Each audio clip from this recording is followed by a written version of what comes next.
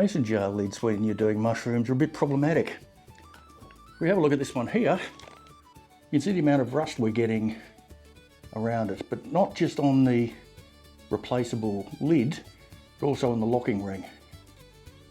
The rust is particularly bad when we've got a little hole for our injection port and our filter. And I'm finding you only get one, at the most two, uses out of it. So I've discovered these.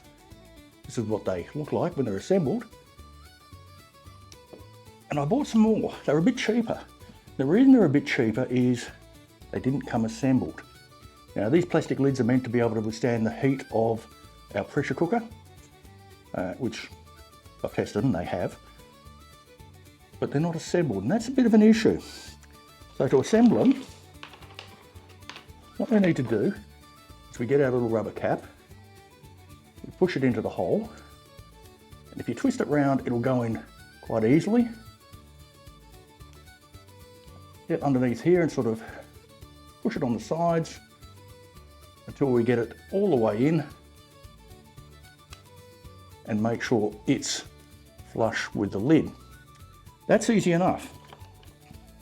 However, the PTFE filters, it's a bit different.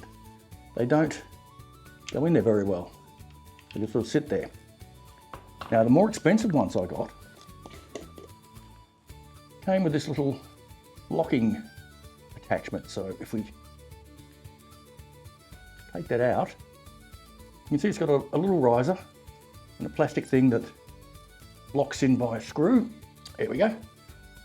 And we can just push the filter in, easily replaced when we need to. And they were fully assembled, as I said, no problems at all. These ones, unassembled, were a few dollars cheaper, but we need to find a way to fix our filtering. And how we do that? We get some of this, which is high temperature gasket sealant.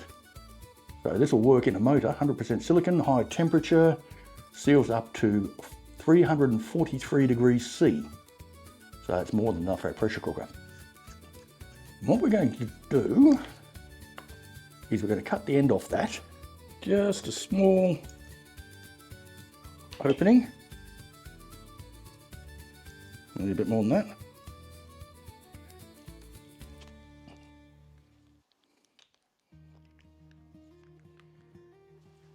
We're going to get our sealant just around the base here. Hopefully you can see it's a little hard for me to do, and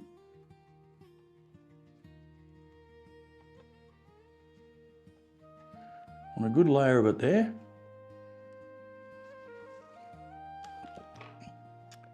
We're going to get our lid and push it in and spin it around so that it makes contact all the way around.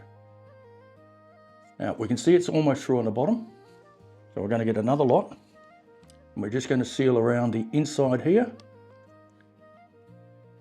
which I can't show you until I've done it because of the angle.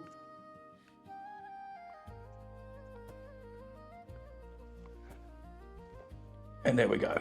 It's not pretty, but it'll work. We put our other self-healing injection port in.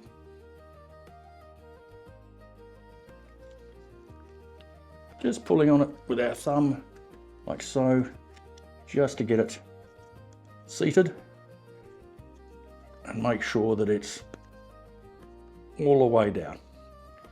And try not to get little fingerprints of sealant all over the place. That is now ready to go almost. What we need to do finally is we have our little silicon gasket. We can pop that in now, or we can leave it till the silicon's properly dry, which is probably a better move. And we just slot that in around the edge. Now we make sure you push it in properly because it falls out quite easily. And if it does, when you're putting it on the jar, you don't get a proper seal. So there we go.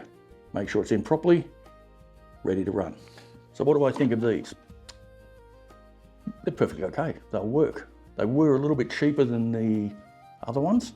Was it worth the price difference? Probably not unless you're really desperate to save just a couple of dollars, because by the time you buy the sealant, spend the time putting them all together, they're going to work out the same. But if there are only ones available, grab them. Perfectly good. I've got a really interesting experiment coming up on the liquid culture medium. Bought a couple of different types and we're going to compare them with the same strain of liquid culture. See which one grows better. So if you want to see that, remember, like, subscribe, hit that bell icon. You guys enjoy life. I'll catch you in the garden.